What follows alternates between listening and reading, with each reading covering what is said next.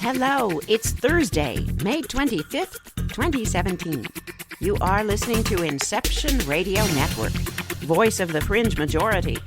This is Carol Carl with UFO-Headline News.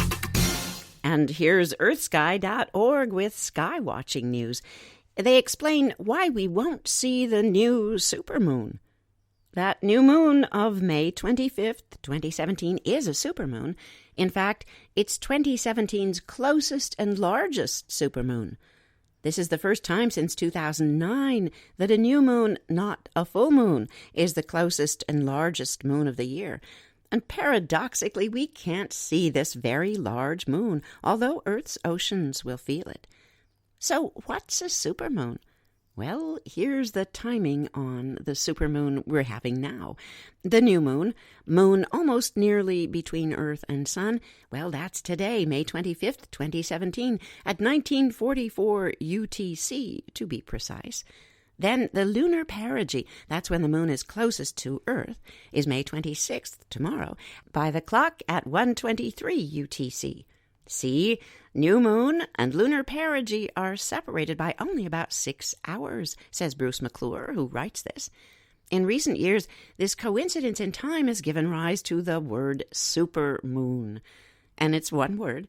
When it's a full supermoon, the moon really is slightly larger than usual in our sky, and it's definitely brighter. So full supermoons are much-watched events. But the new supermoon, we won't see it because the lighted half of today's new moon faces entirely away from us. And because, like all new moons, this one crosses the sky with the sun during the day. A new moon is too close to the sun's glare to be visible with the eye. And yet, although we won't see it, the May 25th, 2017 new moon will be the largest moon of the year. Does that sound paradoxical? It is, but it's also true. Here's one way to think about it. If there were a total eclipse of the sun on May 25th, which there isn't, by the way, an event where the body of the moon passes in front of the sun, that would be a particularly long eclipse. That's because the moon will be so close to us on that day, and hence, although we won't see it, so large in our sky. This year, we're going to have 13 lunar perigees. Sometimes the year's closest perigee is called a proxygee. In any given year, it's either the new moon or the full moon that aligns with that closest perigee, called proxygee. So watch out for any proxygean new or full moon, because that's when the large perigean spring tides, or, if you prefer, proxygean spring tides, are most likely to occur. And for the first time since 2009, the centers of the Earth and Moon will not come any closer than 221,830 miles. That's 357,000 kilometers in the year 2017.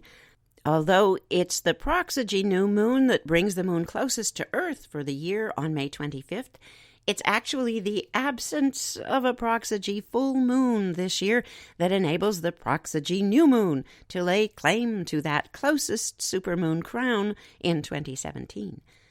The full moon loses out to the new moon this year because proxygee full moons recur in periods of 14 lunar or synodic months. That's 14 returns to full moon status. This 14-month lunar cycle is appreciably longer than a calendar year, obviously. It represents a duration of about 1 year and 48 days. Since the last proxygee full moon came late in the year in 2016, the following proxygee full moon won't come till after 2017 has passed. Early 2018 looks likely. The most recent proxygee full moon took place November 14th, 2016, and the next one is coming up January 2nd, 2018. For those of you more technically inclined, there are wonderful breakdowns, charts, and graphs that accompany this article from EarthSky.org. Head on over to ufo-headline-news.com later and check it out. But here's the bottom line. For the first time since 2009, the new moon, instead of the full moon, will coincide with the year's closest perigee, proxygee, and also, for the first time since 2009, the year's closest perigee, proxygee, will not come closer than 357,000 kilometers or 221,830 miles. Are you hungry for some more information about Tabby's star? Well, we can serve that up right now. Headline: Is star's mysterious flickering sign of an alien megastructure? Unikrishnan for International Business Times is the author here.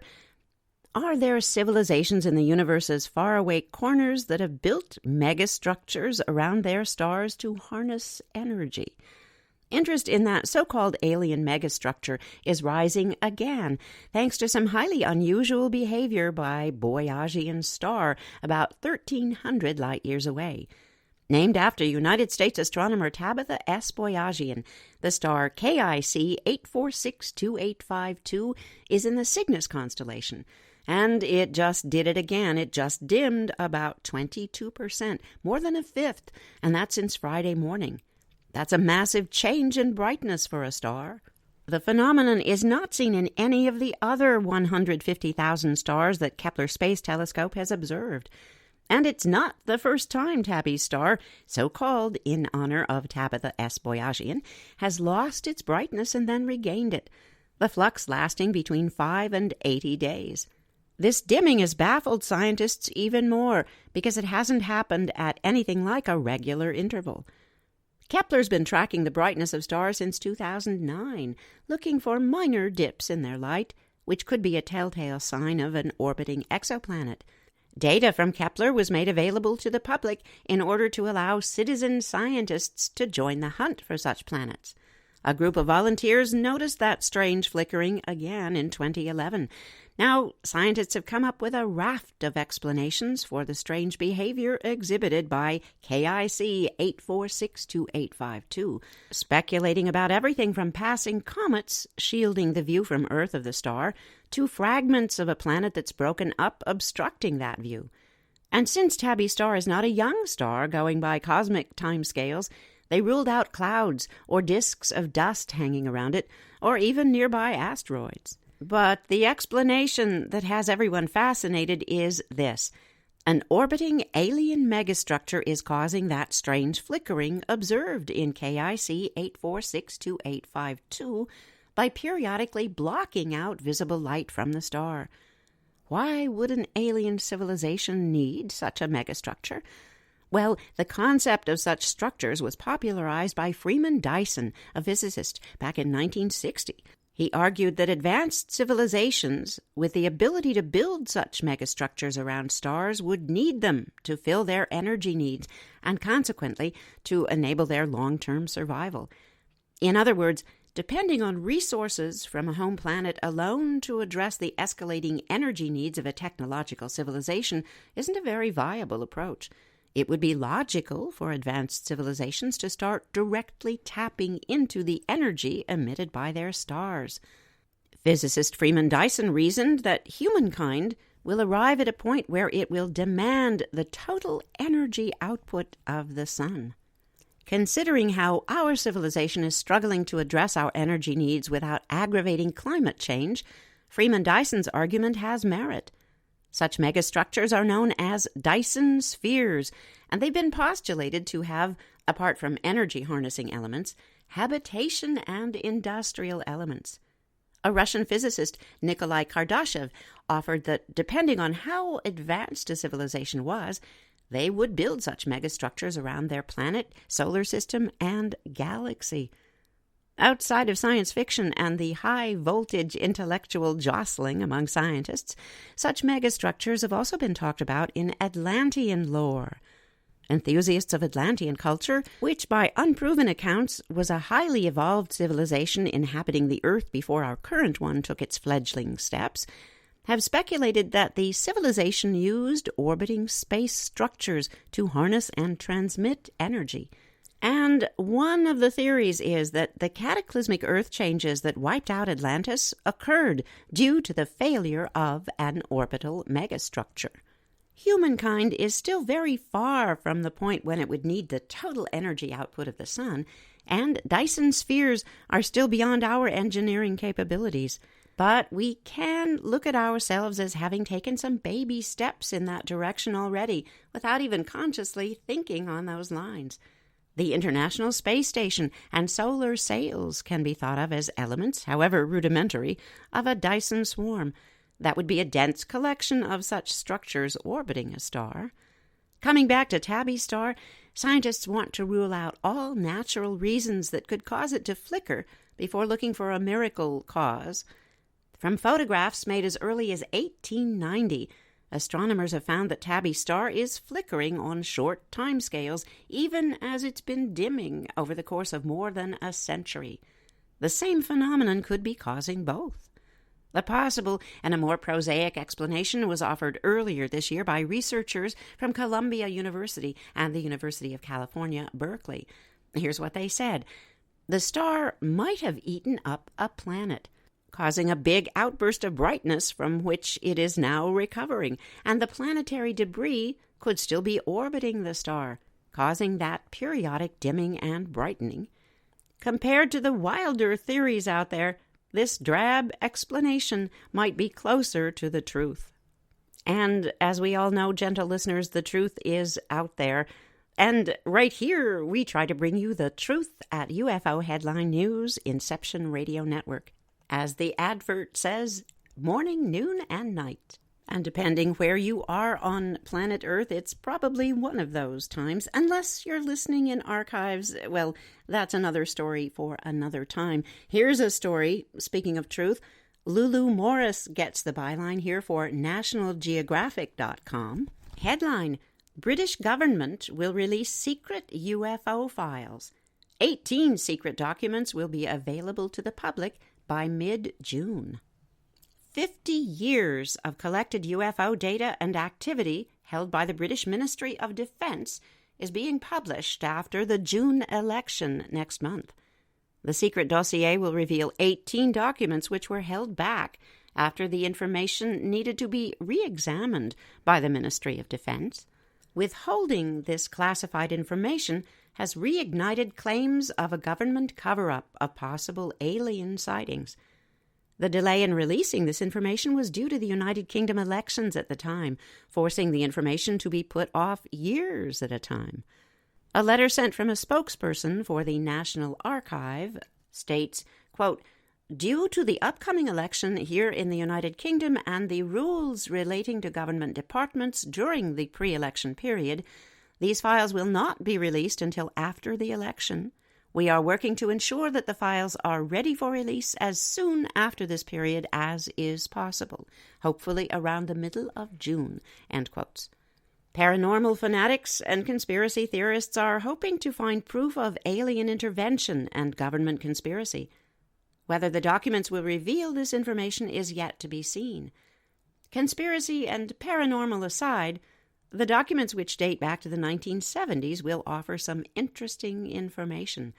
Says Nick Pope, quote, there's no smoking gun in these files that will confirm the existence of aliens, but there are plenty of fascinating UFO reports and Ministry of Defense policy documents.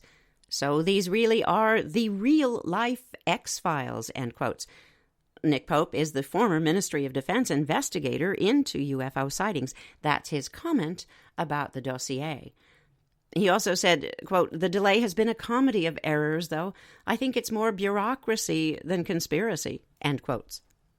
The information coming out mid-June should give a more accurate picture of lots of incidents and UFO sightings in the United Kingdom in general. And we will keep our eyes in that area and keep you posted. Here's an update on some sightings we recently covered out over Lake Ontario. This is from WGRZ News. It's written by James Goodman for the Democrat and Chronicle. Were those lights that appeared over Lake Ontario Tuesday night a close encounter? The answer is more mundane. What caused the sky to light up over Lake Ontario was flare training. It seems that the 424 Transport and Rescue Squadron of the Royal Canadian Air Force, based in Trenton, 60 miles north of Rochester, New York, was out doing exercises. Quote, it's routine for us, end quote, said Julie Brunette, spokeswoman for the squadron.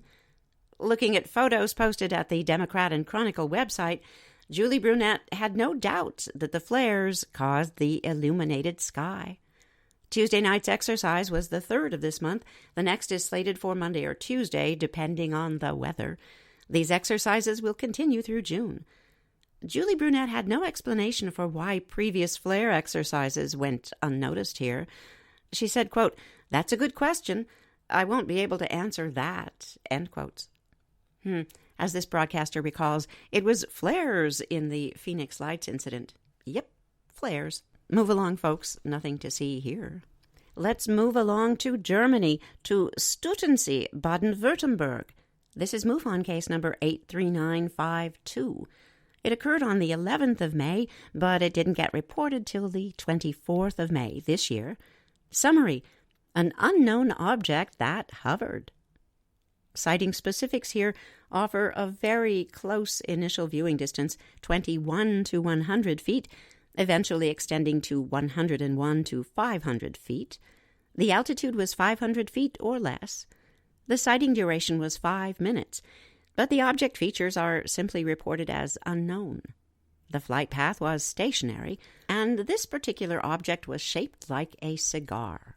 There isn't anything regarding the meteorology over Stuttensee, Baden-Württemberg, but it says there was no abnormal weather prevalent. Here's the report, very short. We were on our way to a sport event. We live in Stuttgart. We drove by car. On the way from Friedrichsthal to Blankenloch, we saw an object which did not move. It just hovered in the air. This object was quite black.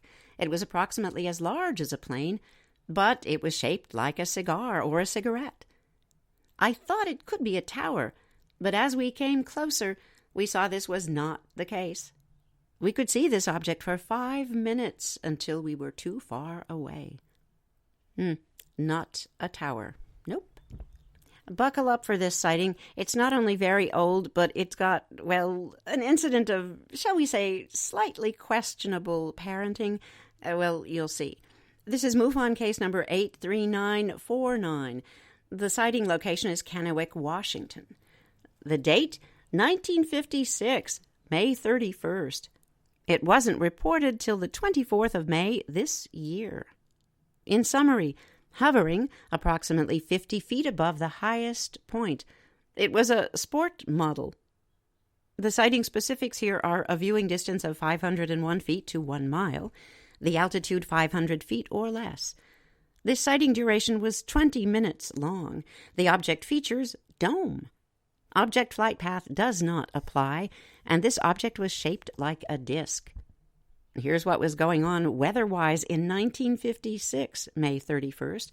Maximum temperature, 90 degrees Fahrenheit, 32 degrees Celsius, dropping down to a minimum of 61 degrees Fahrenheit, 16 degrees Celsius. No visibility factors are mentioned. It does state that the conditions were nothing abnormal weather-wise. So sit back, take a breath, and enjoy. In 1956, while living in Kennewick, Washington, the population noticed an object over the highest point between McNary Dam on the Columbia River and the Hanford Nuclear Reservation. My father worked there for 23 years. The media reported an object as a weather balloon. My dad had other ideas, having observed Foo Fighters while he served in the Navy. So he took me along. I was 3 years old. We went to a wheat field approximately a mile away. He observed this object through binoculars and then handed the binoculars to me. My dad told me I was looking at a Foo Fighter. What I saw was a disc-shaped object above the top of that geological point. I was so excited that when we returned home, he gave me half a shot of bourbon to calm me down. Well, that's the questionable parenting point. Okay, the second and third observation, says our witness, were to follow. Second sighting, age 11. While smoking a cigarette, I observed 5 objects in a diamond pattern leaving the nuclear reservation. They headed east and north and slowly moved upward, coming together as a single object, and they headed towards the North Star. It would seem that our witness, gentle listeners, has had a rather rough life. Here's his third sighting, approximately 9 p.m., while sitting in a cell at High Desert Prison. November 18th, 1995, I observed a single object extremely bright, yet it cast no shadow. It was moving across the prison yard at an altitude of 200 feet. This thing disappeared over the hill that lay before me. Approximately a month later, there were cattle mutilations reported to have occurred at that date. Now hang on, this story takes one more twist. Our witness writes, another interesting fact that relates to all of this. When I was about 12 or 13, my uncle had acquired a film. This film came from a man my father knew who worked for Burlington Northern Railroad. My uncle was very adamant that my father view this film. The contents of that film are as follows. I had kind of snuck down to the basement to watch. They didn't know I was present. That film turned out to be a Department of Defense film documenting the United States nuclear weapons tests, from Trinity to the hydrogen test, the above-ground test at Bikini. The last 45 seconds of the film were most interesting. They show a runway at a desert area with a jet of the Korean era parked facing a disc-shaped object. 2 half-tracks and 2 tanks were on either side of the runway, standing in front of 3 small aliens, what have now become known as Greys. There were 2 armed soldiers and President Eisenhower, who had an object that appeared to be rolled-up papers. He was handing those to the 3 aliens. Now, if you connect all the dots, this appears to be documented footage of the treaty between the aliens and the United States. Then our witness writes, This broadcaster is also saying, we covered Eisenhower and this purported event way back on the Way Back Wednesday show, and this is just more information going toward that as having possibly been real. We'll leave it for you to decide, gentle listeners. The clock has decided we gotta go because that's a wrap. Thank you for listening to Inception Radio Network. Follow today's broadcast at ufo-headline-news.com. Take care of each other. We're all in this together. This is Carol Carl. See you tomorrow.